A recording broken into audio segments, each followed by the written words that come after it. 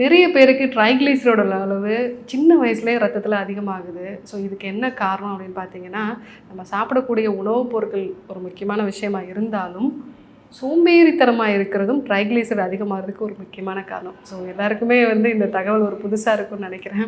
ஏன்னா, இந்த ட்ரைக்ளிசரைடு அப்படிங்கிறது என்னென்னா, நம்ம சாப்பிடக்கூடிய சர்க்கரையை வந்து நம்ம உடம்பு ஒரு எனர்ஜிக்காக உடனே மாற்றுறதுக்காக ஸ்டோர் பண்ணி வைக்கக்கூடிய ஒரு ஃபார்ம் தான் ட்ரைக்ளிசரைட்ஸ் அப்படின்னு சொல்கிறது.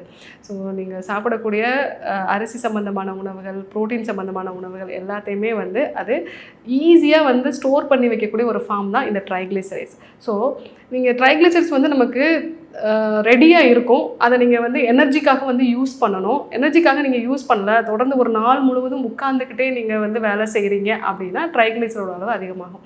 ஸோ நிறைய பிசிஓடி இருக்கிறவங்களுக்கு, சின்ன வயதிலே உடல் பருமன் இருக்கிறவங்களுக்கு, தைராய்டு சம்மந்தமான பிரச்சனைகள் இருக்கிறவங்களுக்கு, எப்போவுமே உட்காந்துக்கிட்டே வேலை செய்கிறவங்களுக்கு ட்ரைக்ளிசரைடோட அளவு அதிகமாகும்.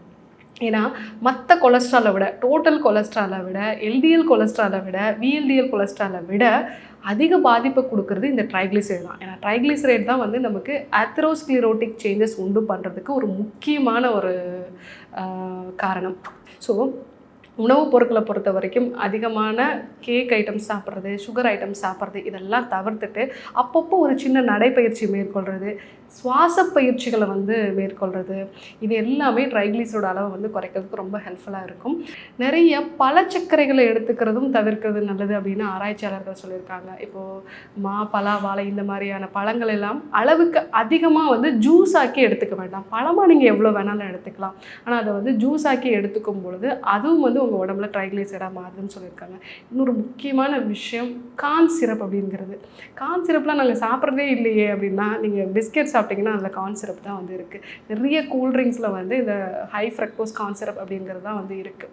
ஸோ இந்த கார்ன் சிரப் வந்து உங்களுக்கு ட்ரைக்ளிசரைடோட அளவை அதிகப்படுத்துது. ஸோ அதனால் வந்து பேக்கரி ஐட்டம்ஸ் எடுத்துக்கிறது, குளிர்பானங்கள் எடுத்துக்கிறது இதெல்லாம் நம்ம தவிர்த்தோம் அப்படின்னா சிறு வயதிலே வரக்கூடிய இந்த ட்ரைக்ளிசரைட்ஸு அதனால் இரத்த குழாய்கள் பாதிப்படைஞ்சு இருதய சம்பந்தமான பிரச்சனைகள் வருது, ஸ்ட்ரோக் வருது, இந்த மாதிரி பிரச்சனைகளை வந்து நம்ம தவிர்த்துக்கலாம்.